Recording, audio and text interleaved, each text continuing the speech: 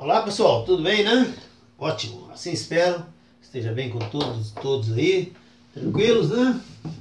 Bom pessoal, hoje a gente vai voltar a falar então, como sempre nós vamos falar de eletricidade. Mas eu queria comentar com vocês um pouquinho sobre aquele assunto que a gente tanto bate aí nas mesas, nos bares, né? Sobre o futebol. O Cruzeiro não se deu muito bem naquela partida contra o Internacional, mas ele tem chance de reverter essa situação dia 4 de setembro, lá no Beira-Rio, e quem sabe trazer a classificação para a final da Copa do Brasil, se Deus quiser. Como vocês sabem, eu sou Flamengo de coração, né? Mas, em Minas Gerais, sou simpático ao Cruzeiro. Acho que o Atlético está atravessando uma boa fase. O América não está bem, mas não sou contra os times mineiros. A menos quando está jogando com o meu Mengão. Aí não tem jeito não, né? Mas acho que o Cruzeiro tem condição sim de dar a volta por cima e quem sabe chegar à final da Copa do Brasil. Precisa, antes disso, trabalhar o Campeonato Brasileiro, porque está a 8 jogos sem vencer e precisa de uma vitória com urgência, né? Bom, senhores, na última aula nós falamos sobre a teoria atômica e eletrônica. Hoje vamos dar sequência, nessa aula 2, a apostila de eletricidade, que é a nossa primeira apostila. Então vamos começando hoje falando sobre produção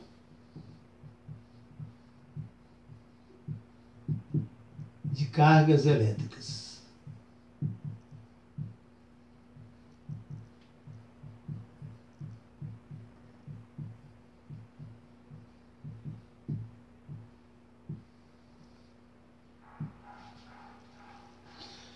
Quero deixar bem claro, né, gente?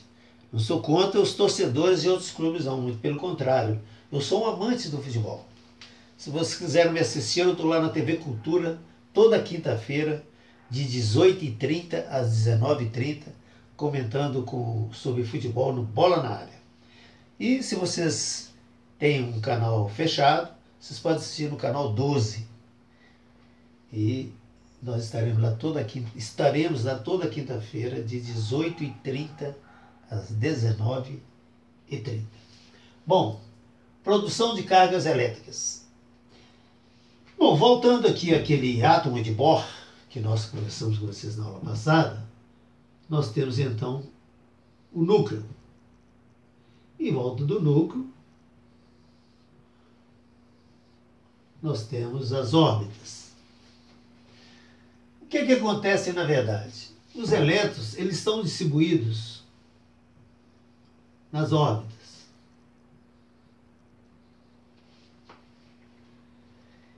E, para que haja esses elétrons mudem de posição dentro da estrutura atômica, o que é preciso fazer?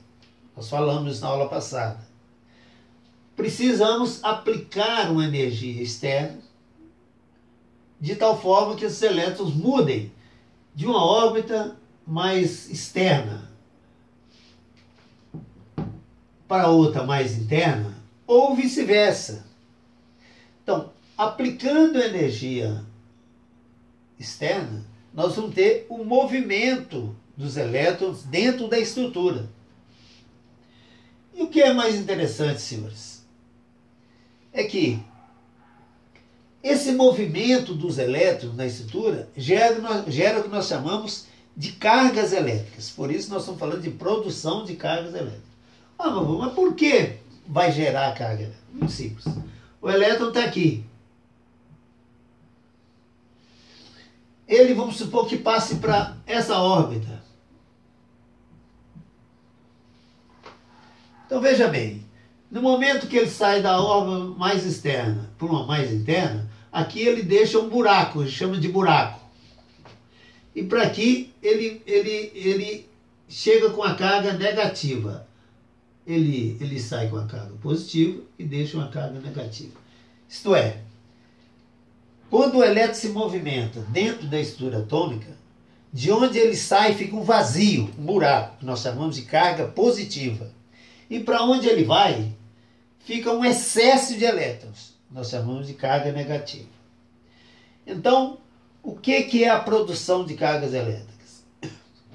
É ou o vazio, que nós chamamos de buraco, ou o excesso, que nós chamamos de carga negativa. Então, sempre que há uma movimentação de elétrons dentro da estrutura atômica, nós temos o que chamamos movimentação de cargas, ou positiva ou negativa. E é sabido o seguinte, que essa movimentação de elétrons, ela gera o que então, senhores? Qual seria o nosso raciocínio em cima dessa movimentação? Veja bem, ao movimentar os elétrons dentro da estrutura, gerando carga, seja positiva ou negativa, na verdade está havendo uma necessidade de uma energia externa, que nós podemos chamar essa energia de tensão elétrica que está sendo aplicada, e o movimento dos elétrons livres dentro da estrutura atômica nós chamamos de corrente. Então, o que é eletricidade? Resumindo, o que é eletricidade? É a combinação de uma força chamada tensão, que é a energia que nós aplicamos nos elétrons para esse movimento, combinado com a ação de partículas invisíveis dentro da estrutura, chamada corrente. Então, senhores, é isso que é, em síntese, né, a produção de cargas elétricas. Alguma dúvida? Espero que não. Isso é um complemento de que nós falamos na aula número 1. Muito bem. Próximo assunto de hoje, nós vamos falar sobre atração e repulsão de cargas. Atração e repulsão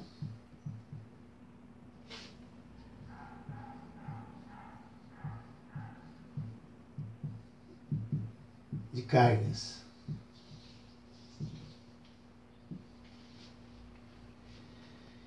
Imagine os senhores essa movimentação dos elétrons gerando cargas positivas e negativas. Se você pegar um material qualquer carregado, o que vai acontecer? Vai ter carga positiva e negativas. Quando você tem uma carga positiva junto com uma carga negativa, elas vão se atraírem. Você tem uma carga positiva e uma carga negativa, elas vão se atraírem.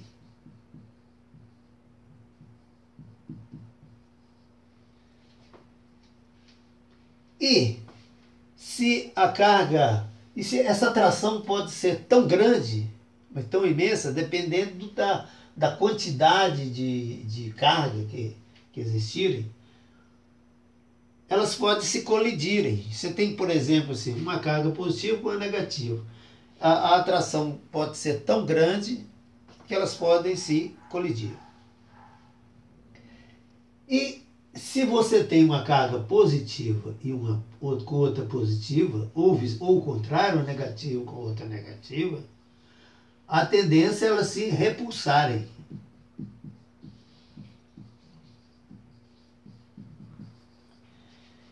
Em resumo, cargas iguais se repelem e cargas diferentes se atraem. Esse é o princípio básico de atração e repulsão de cargas elétricas.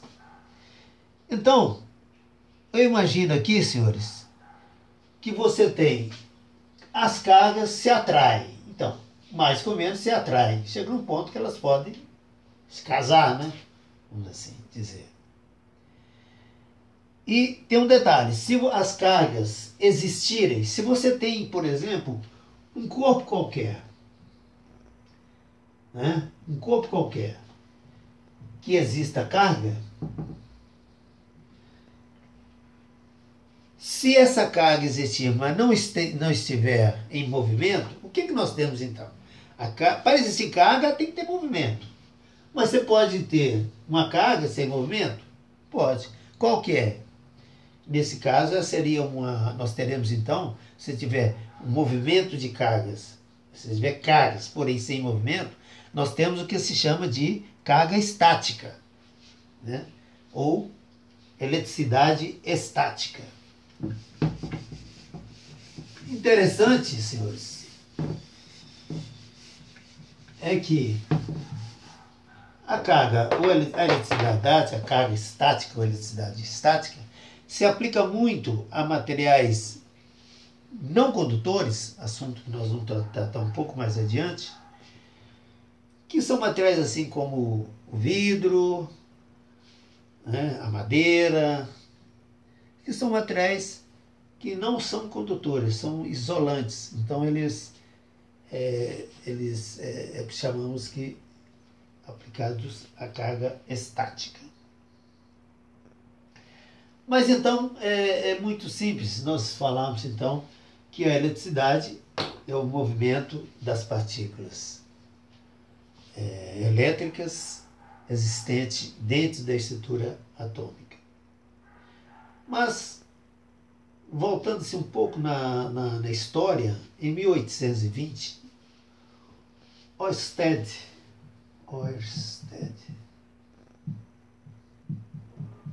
1820,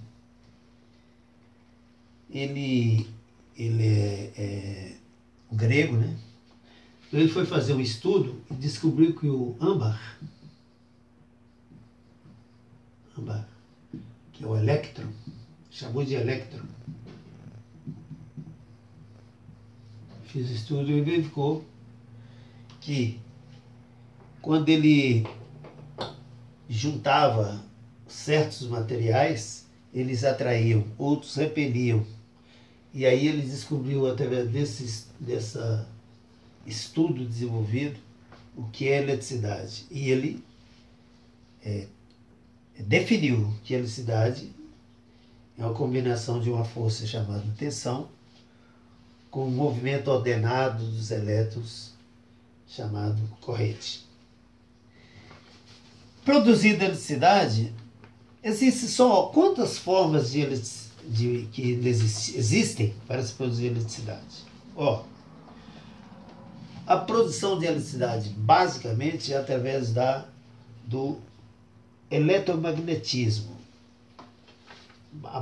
Basicamente, o magnetismo é que a maior fonte de produção de eletricidade. Entretanto, existem outras formas de produzir eletricidade. Vou citar para vocês algumas delas. A primeira é fricção.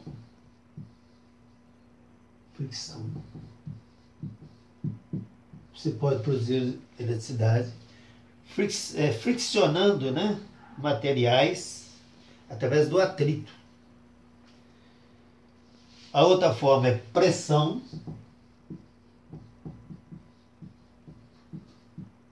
Você pode produzir eletricidade também com a utilização de materiais especiais, chamados cristais, com certas substâncias, como você pode produzir também com pressão, mas na área industrial tem muito disso. Você pode produzir também com calor. Na verdade, é produzida pelo aquecimento de junção termopar, né? No caso dos termopares nas áreas de instrumentação, né? Utiliza-se muito os par termocuplo, como se fala, par termopar, para produzir eletricidade. Você pode produzir também através da luz. em que a eletricidade é produzida pela incidência da luz em certas substâncias fotossensíveis, e pode produzir também pela ação química. Ação química. Em que você produz energia elétrica através de uma reação química produzida, por exemplo, as pilhas elétricas, né? Você faz uma reação e produz energia. Além disso, né, gente, nós já falamos no início aí, o magnetismo, que é a maior fonte de produção de eletricidade. Magnetismo. O magnetismo é produzido através do movimento relativo entre um ímã e um condutor. Mais à frente nós vamos ainda falar muito disso. Você precisa produzir eletricidade se você tem um condutor, por exemplo aqui, esse é um condutor, estou dando um exemplo, um cabo, um fio elétrico qualquer. Como é que eu posso gerar eletricidade com esse fio? Vou chamar de condutor. Se eu tiver um campo elétrico em torno desse condutor, eu vou gerar eletricidade. Como é que eu posso ter um campo elétrico? Fazendo passar por esse condutor uma certa corrente. Então, eu posso gerar com a eletricidade é produzida pelo movimento relativo entre um ímã e um condutor. Isto é, eu preciso ter ou o condutor fixo dentro de um campo magnético rotativo, ou um campo fixo e o condutor em movimento. Com isso eu vou estar gerando eletricidade. Mais tarde, em outras aulas, a gente vai voltar nesse assunto para falar um pouco mais sobre geração de energia através do magnetismo ou eletromagnetismo. Tudo bem, pessoal? Por hoje é só. Vamos aí na próxima aula, se Deus quiser, na aula 3. Um abraço a todos e até a próxima.